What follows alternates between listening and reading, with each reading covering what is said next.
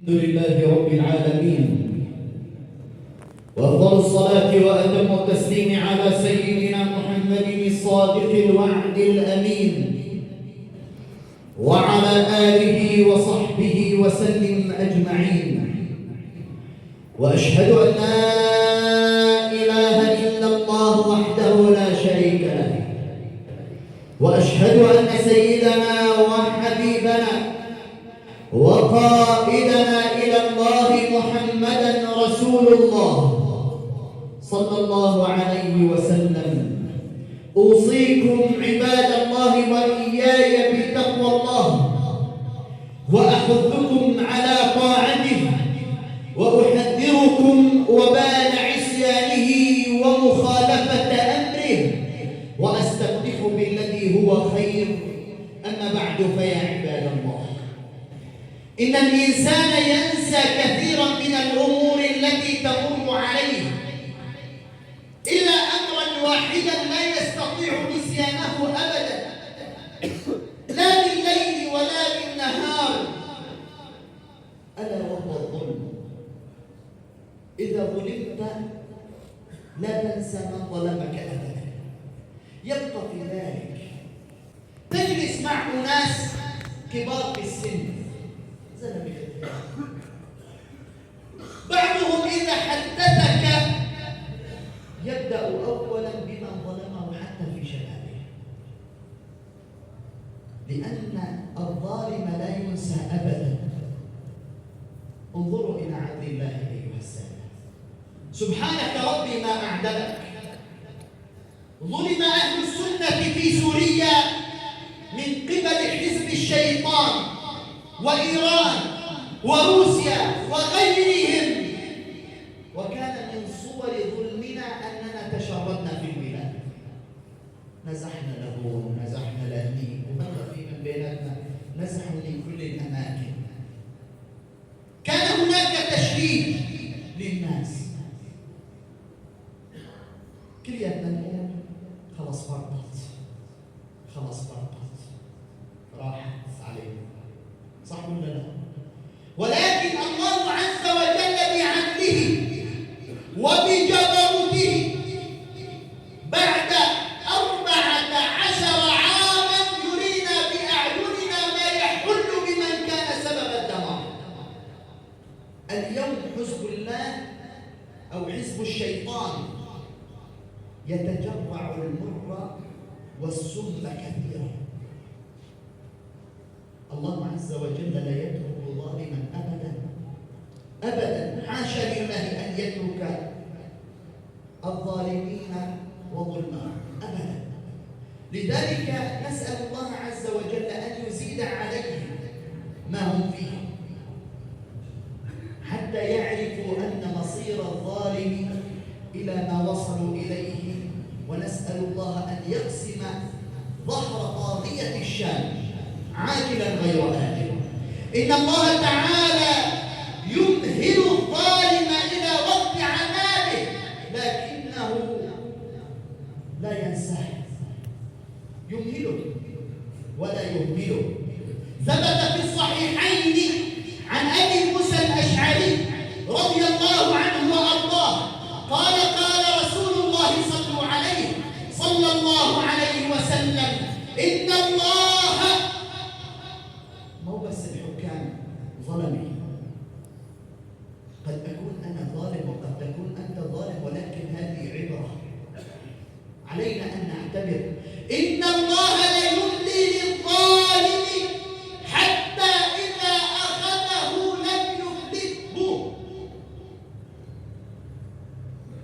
شوف حسن نصر الشيطان دم يخطب خطابات وبده يدمر وبده يفعل وبده يسوي، بالأخير قتلوه. ونسأل الله عز وجل أن يضرب الظالمين بالظالمين وأن يزيد عليهم. هذا عدل الله. وكل هذا أيها السادة ننبئ بعلامات الساعة تقترب، واليهود تستفحل بالبلاد، ونسأل الله عز وجل أن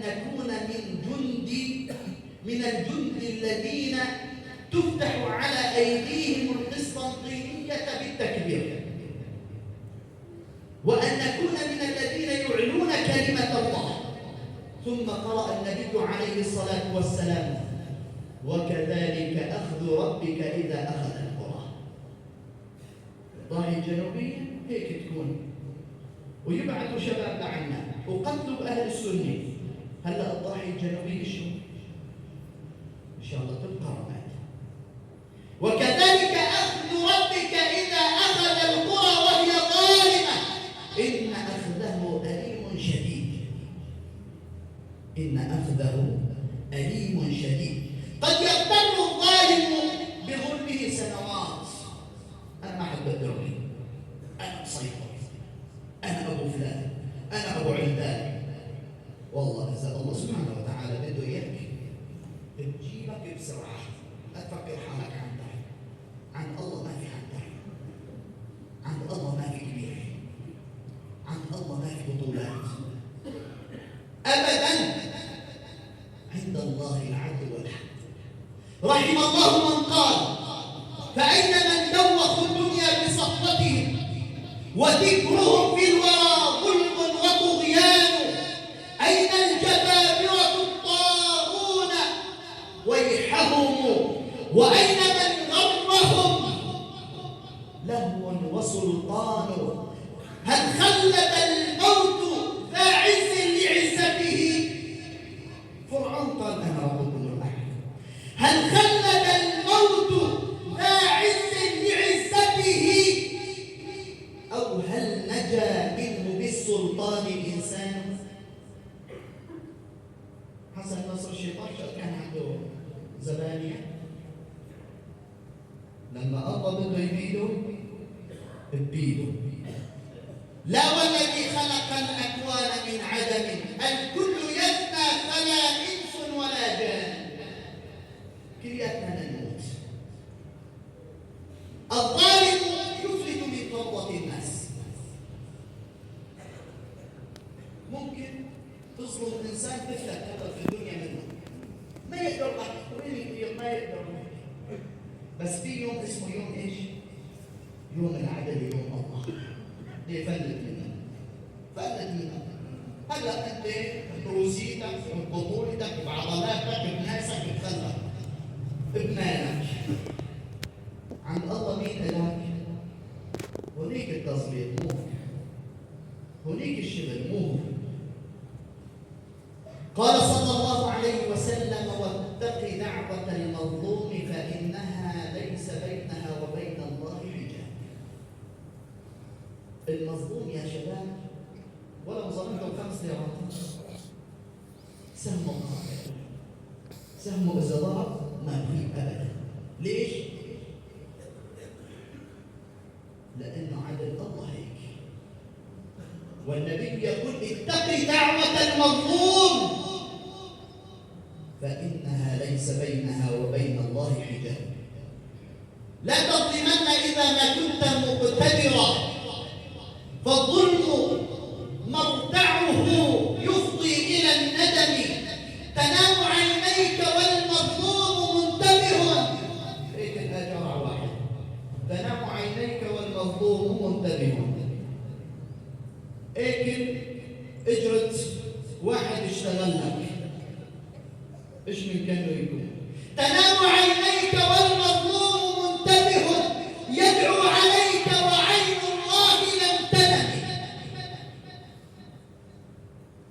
اكلت الرزق واشتغل عندك مع عبيد وبلشت تناطر وشرب وغرب عني. الله ده دفعك مني وانت عم تدفع المصروف، بس رايك جاي معي.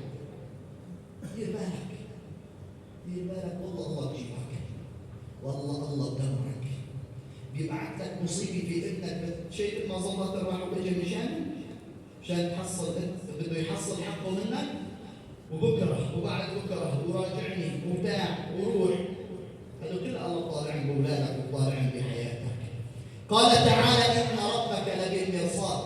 يقول ابن عباس: الله عز وجل يسمع ويرى، يعني يرصد خلقه فيما يعملون ويجازي كلا بسعيه في الدنيا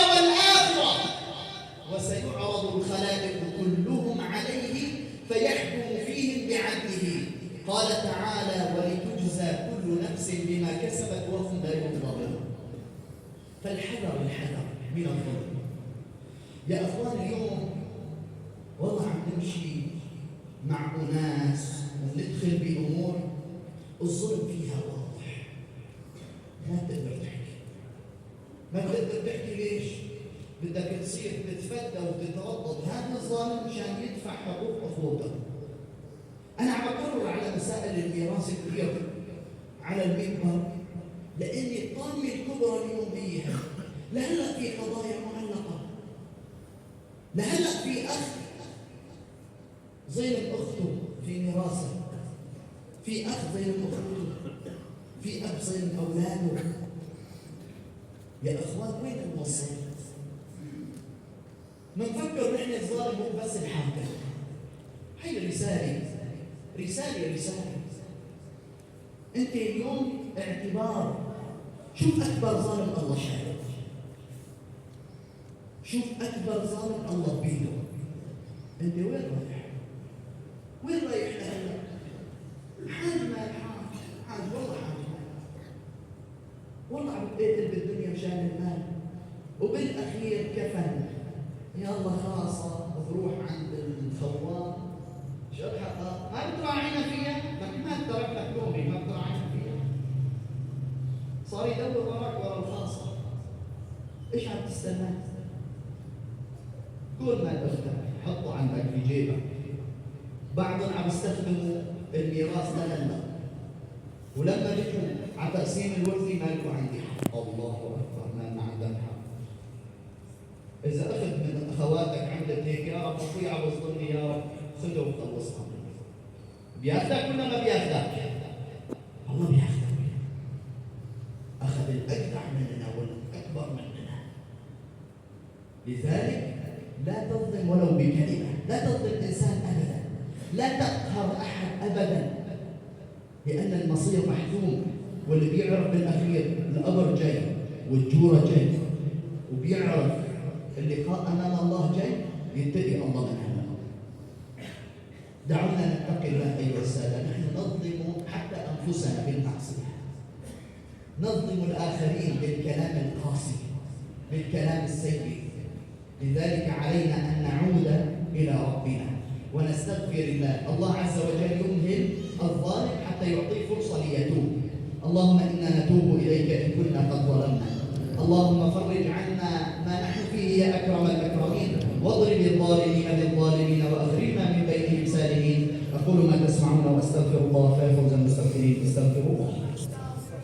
نظر ووعت أذن لخبر. عباد الله، يعلموا أنه لا يضر ولا ينفع ولا يعطي ولا يمنع ولا يفرق ولا يجمع ولا يصل ولا يقطع إلا الله. واعلموا أنه قد صلى على نبيه قديما وقال ولم يزل قائلا عليما آمرا حكيما إرشادا لنا وتعليما.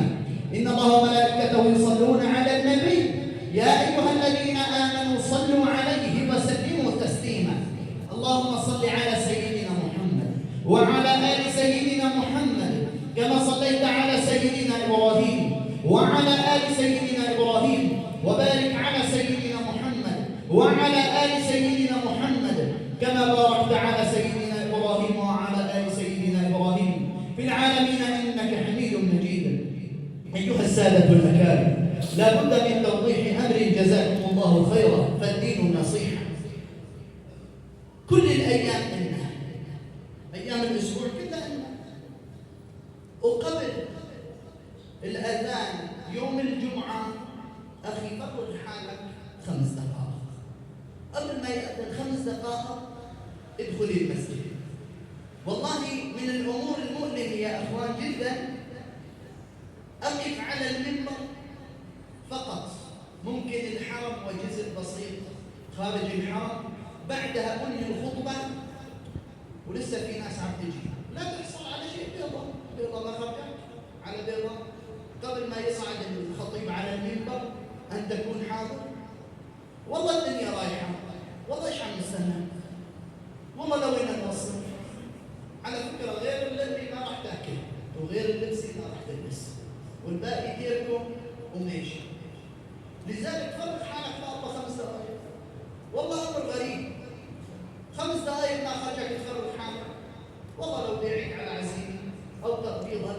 $100 $100 يمكن بعد صلاة الفجر نكون متواجدين.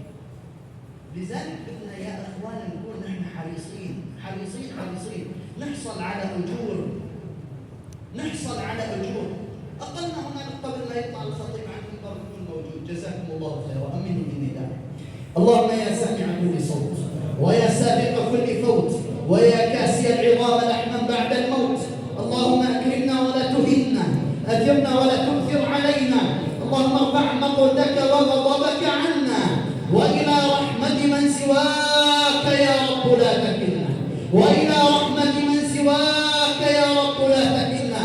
اللهم اضرب الظالمين بالظالمين واخرجنا من بينهم سالمين غانمين يا اكرم الاكرمين. اللهم اجعلنا من انصار كتابك، اجعلنا من انصار سنه نبيك صلى الله عليه وسلم. اللهم عليك بكل ظالم على وجه الارض يا رب العالمين. اللهم شتت جمع الظالمين، فرق جمعهم، اجعل دائره السوء تدور عليهم يا جبار يا منتقم.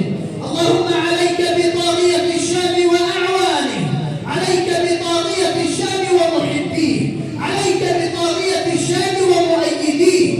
ارنا فيهم عجائب قدرتك، ارنا فيهم جبروتك وسطوتك يا جبار يا منتقم.